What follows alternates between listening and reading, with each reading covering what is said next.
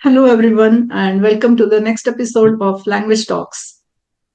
Today, we are going to talk to a passionate book reader who has formed a society of book readers called as the Deep Read Society.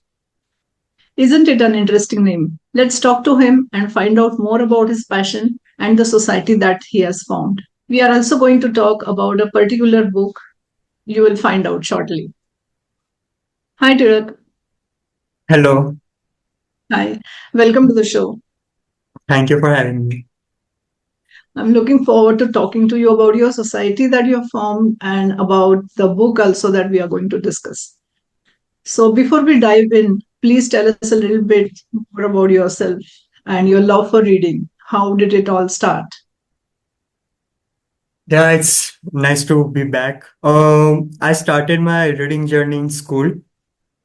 Uh, we had a really good library and we had everything from classics, philosophy to books for children, fantasy, Wimpy Kid, Germinal children, that kind of stuff. Uh, we were around two or three students, my friends, who used to read. Not a lot of people used to go into library. It was a compulsory period for everyone. And as soon as you make something a compulsion, people just don't find it very interesting. That's the So, truth. so we had two or three people. We used to just go and issue any kind of books. There was unlimited issuing. I think more than two or three books you cannot issue, but you can issue it many times a year. So I think we read around 40 or 50 books in, I think, seventh grade. That was my peak reading year. Uh, Mhm. we were excited for comics. We used to read Bone comics and stuff. We used to also tell the staff to bring these kind of books. So around eighth, ninth, the study was more intense, especially in ninth standard. That's where I left my reading because with tuitions and everything, we had no time, and even there was no motivation by teachers to go and read. So I stopped my reading altogether from ninth in college. I resumed it when I came to Pune and I found a community of reading called Pune Reads. And I Okay. saw that people are still reading, in excessive amount of books. They are reading like 30, 40, 50 books per year, and I used to Wow. do that. And I think it's still even possible with studies and job. People still do it. They are that compassionate about it. So from there I started reading again. I began my journey, and it was one of the greatest year when I resumed my reading again.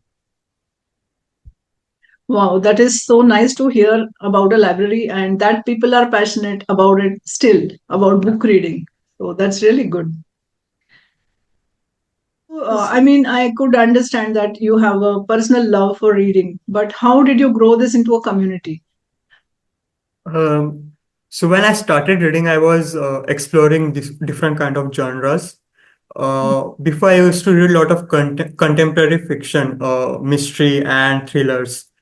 Then I shifted into more towards classics. I inclined towards classics, and I saw there is more themes on human nature and philosophy and psychology, which actually interests me because as we grow, we have new problems in life, we have new curiosities, and the things we are compassionate about changes.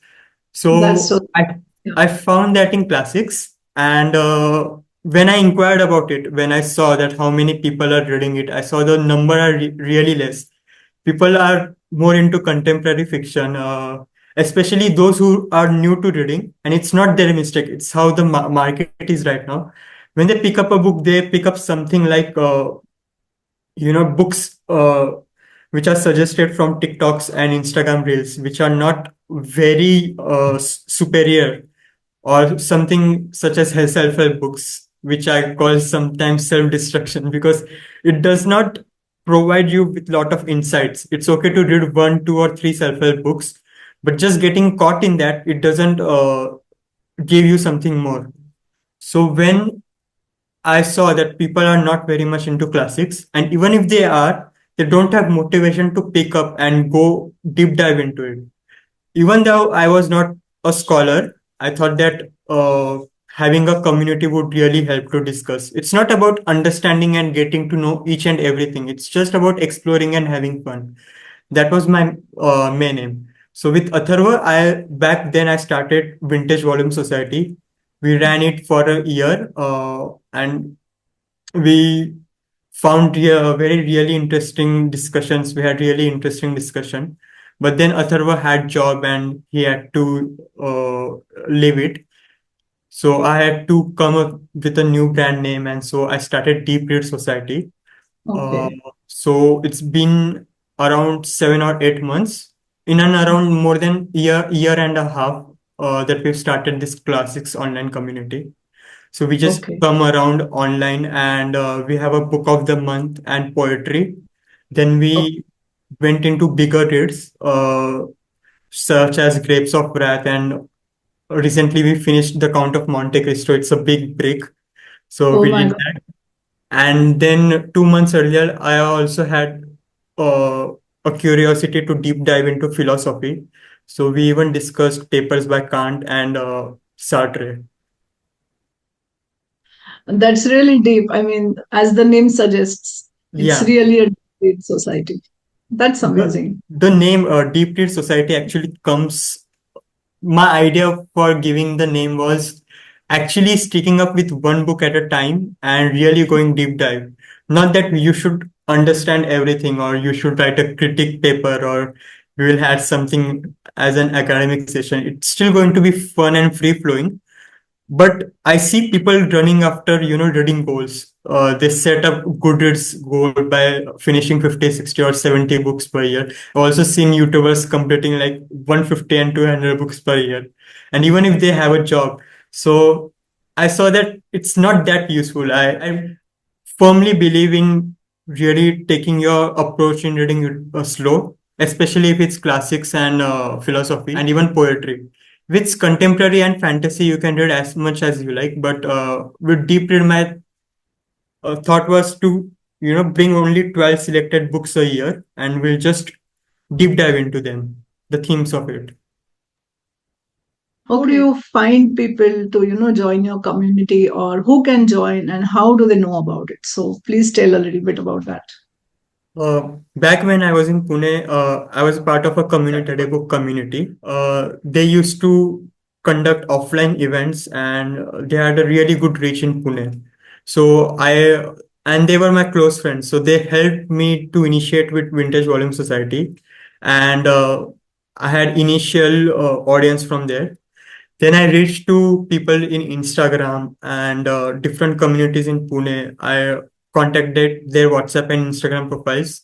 And then I also found my audience from Reddit. So there are really good Reddit threads for literature and philosophy. So they have very rich discussions.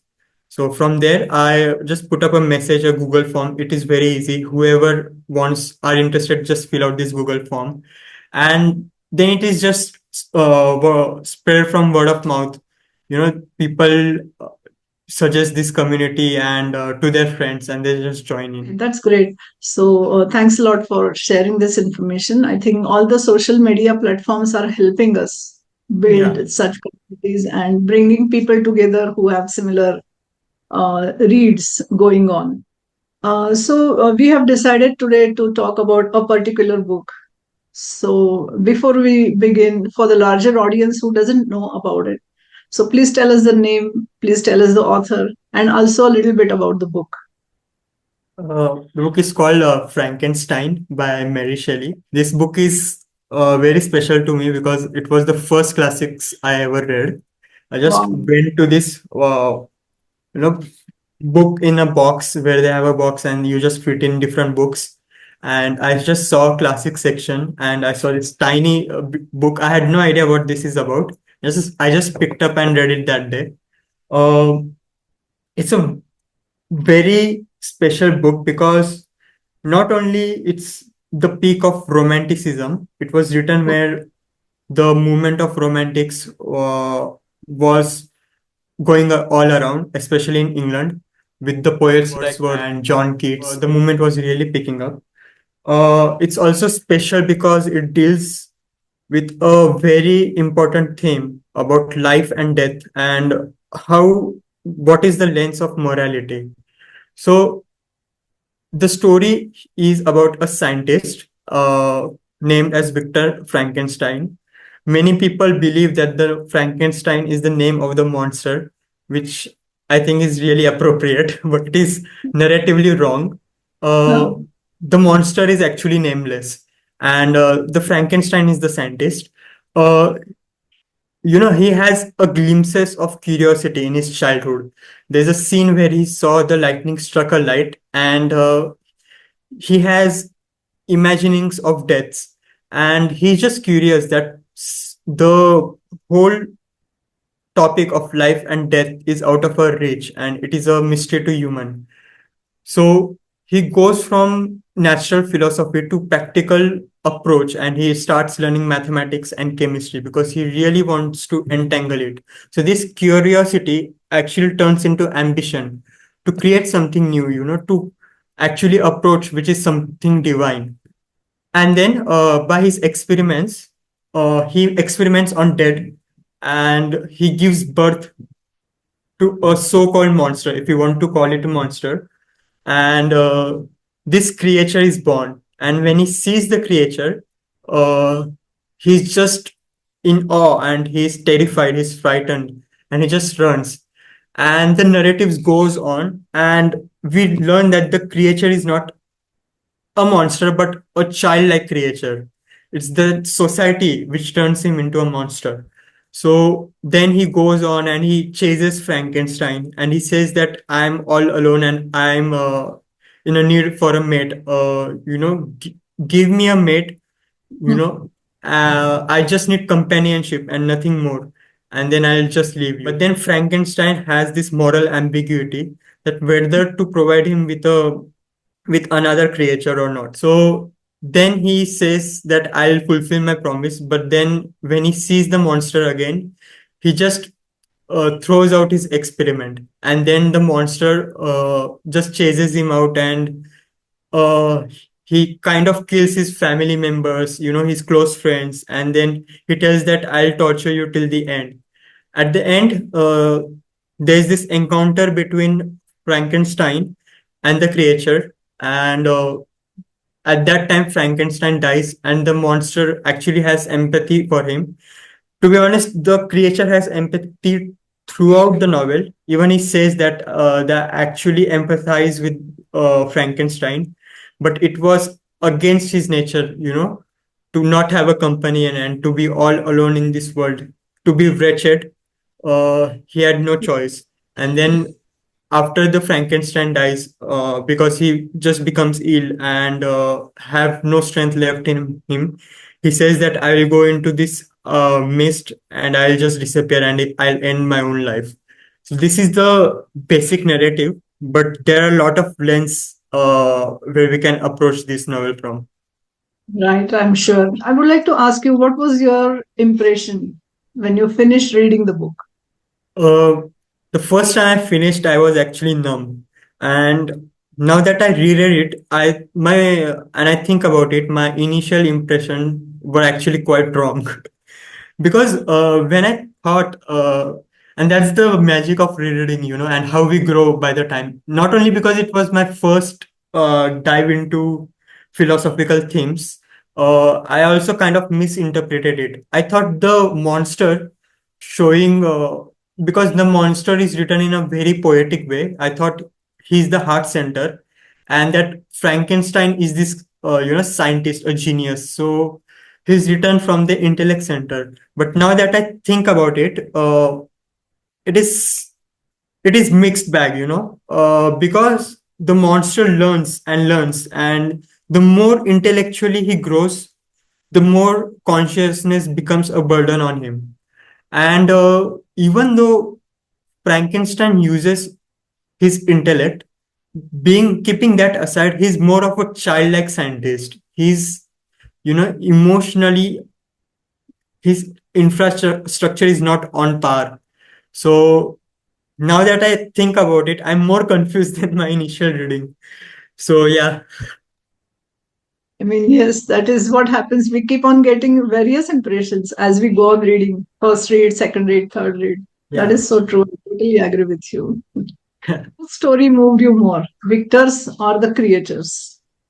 uh, I think the creature story moved me more because not only he's described uh, very sublimely in a profound way, but also we see that he's more of a childlike creature. His entire journey is something Huh. which he cannot control. And Hmm. talking about Victor Frankenstein's narrative, he's a scientist in a moral ambiguous way. Talking about Victor Frankenstein, as soon as we move from a narrative, he's kind of we can interpret him in easy way, but we cannot say the same for Frankenstein. He appears suddenly from somewhere, and even though he demands, he's more psychologically complex. Yeah, that is true. I mean, the complexity of his thoughts, it really moves us, and it makes our thoughts also complicated Yeah. sometimes while thinking about it. That is so true. So, how do you interpret the character of Victor, especially? uh, Victor Frankenstein, he's actually this scientist. I think what gives Victor uh, what makes him a villain. He's not a villain actually, but what makes him seem like a villain is not actually his genius. He was just curious, and he was just genius, and he made an invention. Now that he made an invention, the problem comes from the handling of the invention. What we can call is bad parenting. He approached something which is divine, but he did not took Um, the responsibility of divinity. So right. he created a monster and he denied the creature a second monster. Now, if we talk from the monster point of view, it is his very basic right to have a companionship, someone like him, because the whole of the world has denied him. But is it the responsibility of the creator, to look upon the child? For the monster, Victor is his god. Now Right. even as humans we look up to god, that he'll keep us safe, he'll provide us with happiness and everything. So it was his very basic duty that we cannot deny him, because it's the creator who has created him. Victor is the father. This abandonment is the sin of Victor, not that he has created something which is a sin. It's the responsibility which he has denied. He has run away, he has abandoned the monster.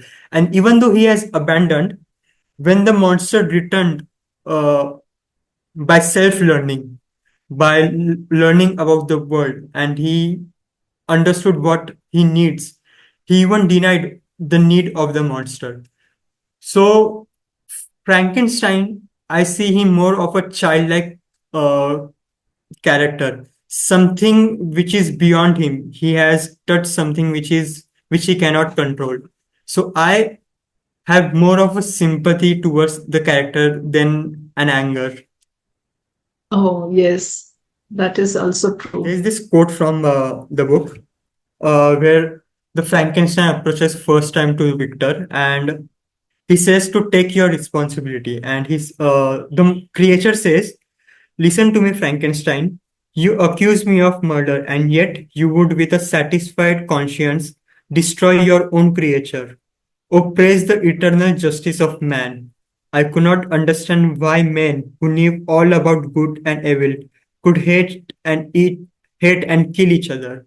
So even he thinks that the man or the God knows everything. Uh, Hmm. he's not taking his responsibility. Um, do you think there are parallels between Victor's creation and today's inventions? Yeah, the parallels are as long as we take responsibility about our findings, as long as we know what our ambition are going to take us. That if Frankenstein knew that if he's going to play with dead, what he's going to be responsible of. That is the first thing, that even if we approach something like AI, we need to make sure we have a foresight that where this invention is going to take us. That's the Right. first thing. And second, whatever the invention turns out, we take responsibility for it. Just like Victor abandoned his creature, whatever good or whatever bad comes out from our invention, that can be of AI or the biological gene engineering, whatever Huh. it leads to, we take appropriate responsibility for it. Loneliness is also a main character in this film, isn't it? Yeah. What do you Uh, think? yes, the entire journey of the monster is from the point of loneliness. Uh, Right.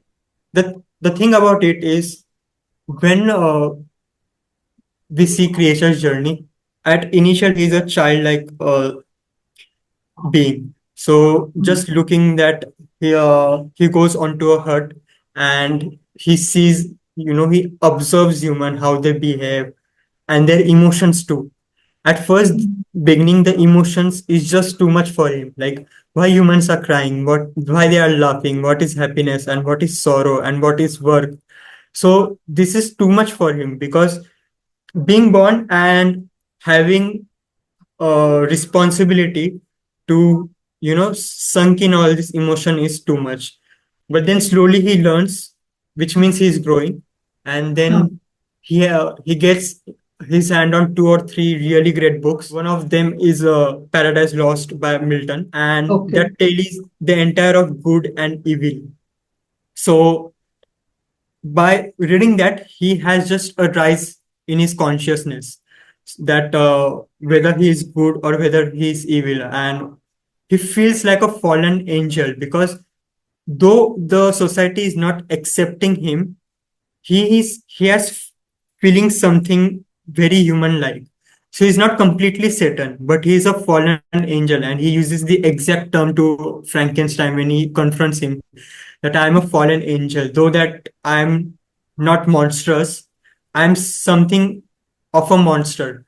So internally I am innocent, but outwardly I am not accepted. So this puts him in a conundrum.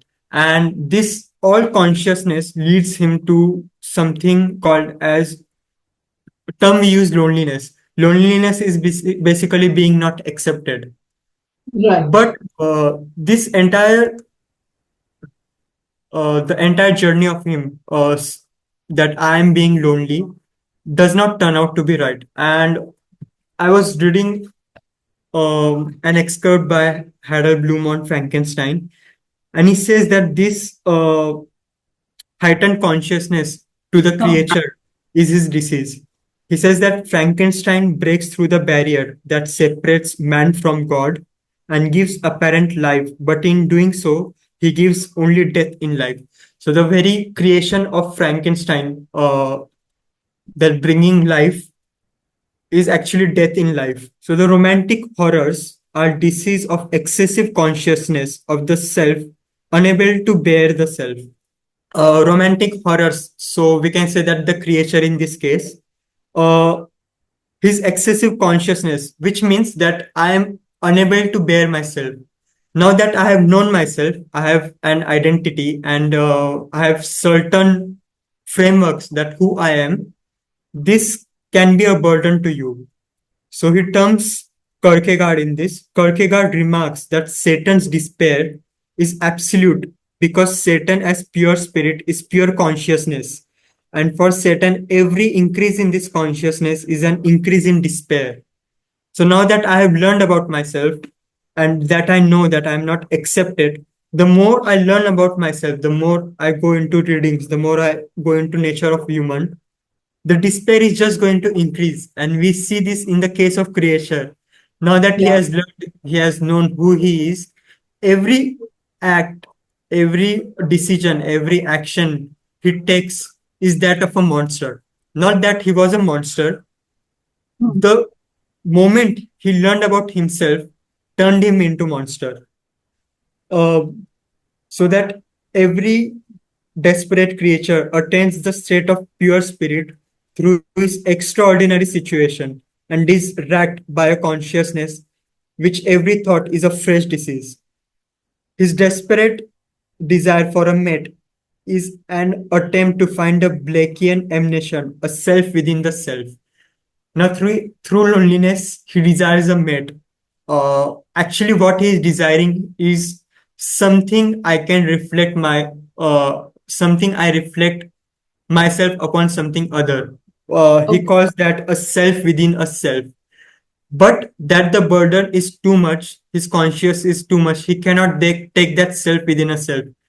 Let's say a case of human being, if he has a good parenting, if he's brought up by a loving family, and after a good educational framework, he's left alone, he can survive on his own because he can handle that self within the self. But that's not the case with the creature, and just because of that he cannot take that burden. He says that I want a maid, and at this point the scientist denies his basic right of giving the self because he's not taking that responsibility. So that's when the loneliness uh, turns into a monstrous act. That is so true. Very well explained. Thank you. When I read the book, I mean, back then, and also again when we were going to discuss this, I could feel that youthful boldness in the writing of Mary Shelley. I think she was only 18 or 19 years old when she wrote it. Yeah. So, yeah, what was your impression? I would like to know. Did you feel the same or something different? Yeah, the writing is very bold and direct. When I started reading it the first time, my initial thoughts were like, are we going to deep dive into story like from first page itself? Uh, so the writing is Yeah. very bold and very poetic. But what I found in my second reading is Mary Shelley is actually really brilliant writer, not in terms of poet, but and not in terms of how she frames her characters. But she was writing this novel, the romantic movement was at its peak. So whatever the poet and writers wrote, everything was in reference to beauty, or they termed it as sublime. Now, to define sublime is something which makes you in awe. It might be the monstrous mountains, rocks, stormy seas, or the description of green landscapes. So it does not just makes you feel beautiful from inside. It brings you from the feeling of awe. Now, in this movement, writers were obsessed with this beauty. Everything they wrote, everything they do, they used to romanticize this sublimity. Now, what Mary Shelley did was she kind of denied it. She wrote something anti-aesthetic. She went against this romantic movement, even though this book is very romantic. This is of sublime. So the poets are addicted to it. Uh, but there's this theory of anti-aesthetic that the creature is not simply ugly, but the romanticism is often celebrated with beautiful and sublime. That ugliness is a mere distortion of the romantic. Let's say if we are too much addicted to this beauty, we deny ugliness. Let's say all of your life, you're amongst beautiful mountains and valleys, and you're appreciating flowers. What if something ugly came in front of you? In this case, a creature. We see that Frankenstein is running from creature because he's ugly, he's shocked, he's in awe, because he's too much obsessed with natural philosophy and beauty. Correct. Now, appreciating this beauty, we give this a moral conception. Beauty is different and morality is different. Beauty is right in its own place, but to bring it in the theme of morality is something wrong. And in that point of view, I see this novel, Shelley taking a stand against aestheticism. Victor's failure is fundamentally aesthetic, that he does not stand ugliness, he rejects ugliness. But if we see, they are the same degree of one phenomenon. If you see a same line, there's beauty and there's ugliness. You don't have to go in one extreme of beauty or one extreme to ugliness. You just have to understand them. Uh, so the it reveals that visual pleasure is something we attach to moral worth, which is not to be done. I mean, there can be so many angles to this book, while Yeah. reading we realize. I Yeah. mean, one of them is nature also. She has described the nature so beautifully. Yeah. That description is also a very good read, isn't it? Yeah. I think the nature actually can also be taken as the psyche of Victor Frankenstein. Let's say that creature is not in the narrative, and if we just took Victor Frankenstein's journey, that he goes through various fields, and the creature comes and he kills his friends and family, and at the end he's in the barren ice field. So it can be taken as the psyche of Frankenstein. In unconscious, he has repressed feelings such as ambition or, emotional immaturity. He does not take emotional burden of things or he is responsible as. So in every stage of narrative, the use of tremendous mountains is like something he's in coming in front of his own moral responsibility, his own side. So it's the dissection of that. uh, and even the monster's namelessness, that the creature is not given a name, is proof Uh, enough that Victor Frankenstein is fighting with himself. At the end, he says he dies, and even the creature says that I don't want to be alive anymore, and he just goes on the barren land of ice and he dissolves into it. So we can see that the very unconscious of Victor is dissolved into ice, that the battle is actually ended. Great. So, what is one moment from the book that stayed with you long after reading? uh, it's when that the creature is learning by observing a herd, and there's this old man and family, and he learns about the family, and he reads Milton's Paradise Lost, and he's just self-educating himself, uh, because he's so childlike, but given that he's still a monster, that let us say that he's a monster, and being so childlike from inside, it really impacts us, that whatever we see outside is how can we trust, how much can we trust beauty, or how much can we trust ugliness. But it's also written in very simple form. Like Mary Shelley, while writing those chapters, does not use a lot of poetic language.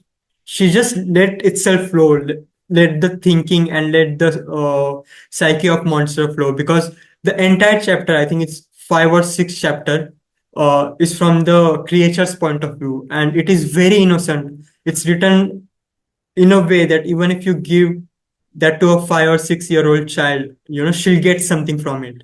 Yeah, that is such an important point that you have said that throughout the book, we do not get burdened. I mean, we Yeah, get burdened by the philosophy of it or the psychology of it, but not with the language. yeah. It helps us sail through the book properly. Yeah. Especially that 5 or 6 chapters section. Uh, Whenever we are reading the entire book, we are burdened, like what is right, what are wrong. But for 5 or 6 chapter, we are taken aback. We are just relaxing, chilling, and just seeing that monster is learning something. going with the flow Yeah. with the monster's life, right? What's next for deep read? Uh, at the recording today, we are actually discussing Frankenstein. Oh, amazing.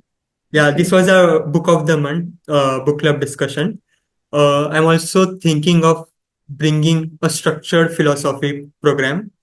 So I've been researching about that, and I think it's best to start from the Greek philosophy, because the entire uh, classic and modern classic philosophy is a commentary or a different debate from Greek philosophy.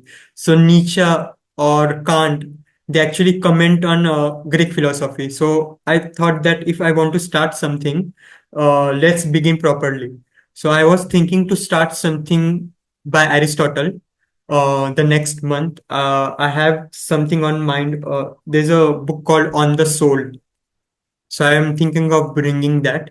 And then we are reading The Prophet by Khalil Gibran.